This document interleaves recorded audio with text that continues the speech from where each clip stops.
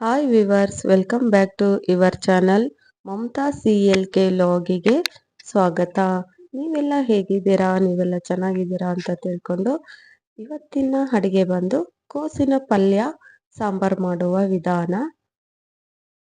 ಬೇಕಾಗುವ ಸಾಮಗ್ರಿಗಳು: ಅರ್ಧ kg ಕೋಸು ಸಣ್ಣಗೆ ಹೆಚ್ಚಿಕೊಳ್ಳಬೇಕು. ಖಾರಕ್ಕೆ ತಕ್ಕಷ್ಟು ಒಣಮೆಣಸಿನಕಾಯಿ ಅಥವಾ ಹಸಿಮೆಣಸಿನಕಾಯಿ ಬಳಸ್ಬೋದು. ಜೀರಿಗೆ 1-2 ಸ್ಪೂನ್, ಈರುಳ್ಳಿ ಪಲ್ಯಕ್ಕೆ ಮತ್ತು ಸಾಂಬಾರಿಗೆ ಜಾಸ್ತಿನೇ ಹೆಚ್ಚಿಕೊಂಡಿದ್ದೀನಿ. 100-150 ಗ್ರಾಂ ಬೇಳೆ, ತುರಿದಂತಹ ಕಾಯಿ ತುರಿ, ಹುಣಸೆಹಣ್ಣು, ಸಾಸಿವೆ, ಕರಿಬೇವು, ಬೆಳ್ಳುಳ್ಳಿ, ರುಚಿಗೆ ತಕ್ಕಷ್ಟು ಉಪ್ಪು ಮತ್ತು ಎಣ್ಣೆ. ಒಂದು ಬಾಣಲೆಗೆ ಒಣಮೆಣಸಿನಕಾಯಿ ಅಥವಾ ಹಸಿಮೆಣಸಿನಕಾಯಿ ಬಳಸೋರು ಹಸಿಮೆಣಸಿನಕಾಯಿ ಹುರ್ಕೊಳ್ಬೋದು. ಒಣಮೆಣಸಿನಕಾಯನ್ನು ಹಾಕಿ ಹುರಿದುಕೊಂಡು ಮತ್ತು ಜೀರಿಗೆನೂ ಬಿಸಿ ಮಾಡಬೇಕು. ಒಂದು ಕುಕ್ಕರ್ಗೆ ತೊಳೆದಂತಹ ತೊಗರಿ ಬೇಳೆಯನ್ನು ಹಾಕಿ ಸಣ್ಣಗೆ ಹಚ್ಚಿ ತೊಳೆದಂತಹ ಕೋಸನ್ನು ಹಾಕಿದ್ದೇನೆ.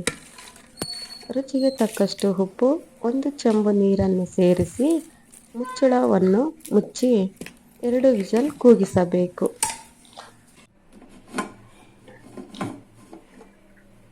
2 ವಿಷಲ್ ಆದ ನಂತರ ಈ ರೀತಿ ಕೋಸು ಬೇಳೆ ಬೆಂದಿರುತ್ತೆ.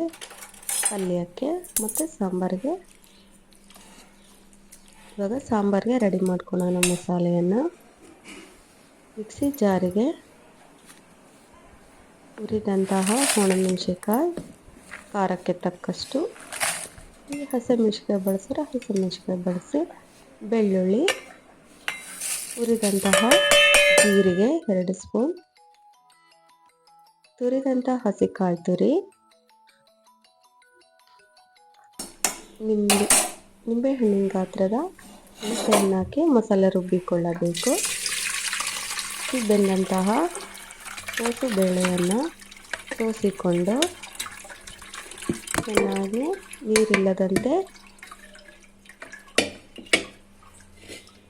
ಹಿಂಡಿಕೊಳ್ಳಬೇಕು. ಇಲ್ಲಿ ಮಸಾಲೆ ರೆಡಿ ಇದೆ. ಒಂದು ಪಾತ್ರೆಗೆ ಈ ರುಬ್ಬಿದ ಮಸಾಲೆಯನ್ನು ಸೇರಿಸಿ ಕೋಸು ಬಸಿದಂತಹ ನೀರನ್ನು ಸೇರಿಸಿ ಇಷ್ಟ ಆದಲ್ಲಿ ಸಾಂಬಾರು ಪುಡಿ ಸ್ವಲ್ಪ ಹಾಕಿ ರುಚಿಗೆ ಸ್ವಲ್ಪ ಉಪ್ಪನ್ನು ಸೇರಿಸಿ ಸಾಂಬಾರು ಬೇಯಲು ಬಿಡಬೇಕು. ಇದು ಅನ್ನ ಮುದ್ದೆಗೆ ತುಂಬ ರುಚಿಯಾಗಿರುತ್ತದೆ. 2 ದಿನ ಇದ್ದರೂ ಕೆಡೋದಿಲ್ಲ ಸಾಂಬಾರು. ಸಾಂಬಾರು ಮಳ್ಳುತ್ತಿರುವಾಗ ಸಾಂಬಾರಿಗೆ ಒಗ್ಗರಣೆಯನ್ನು ಸೇರಿಸಿ ಸ್ವಲ್ಪ ಹೊತ್ತು ಮಳ್ಳಿಸಬೇಕು, ಕುದಿಸಬೇಕು. ಕುದಿಸಿ ಸಾಂಬಾರು ರೆಡಿ ಮುದ್ದೆ ಅನ್ನಕ್ಕೆ. ಈಗ ಪಲ್ಯನ ರೆಡಿ ಮಾಡ್ಕೊಳ್ತಿದ್ದೀನಿ. ಒಂದು ಬಾಣಲೆಗೆ ಎಣ್ಣೆ, ಸಾಸಿವೆ, ಹಸಿ ಕರಿಬೇವು, ಈರುಳ್ಳಿಯನ್ನು ಹಾಕಿ ಚೆನ್ನಾಗಿ ಬ್ರೌನ್ ಕಲರ್ ಬರುವವರೆಗೂ ಹುರಿದುಕೊಳ್ಳಬೇಕು. ಚೆನ್ನಾಗಿ ಹುರಿದು ಮುಚ್ಚಳವನ್ನು ಮುಚ್ಚಲು ಬಿಡಬೇಕು.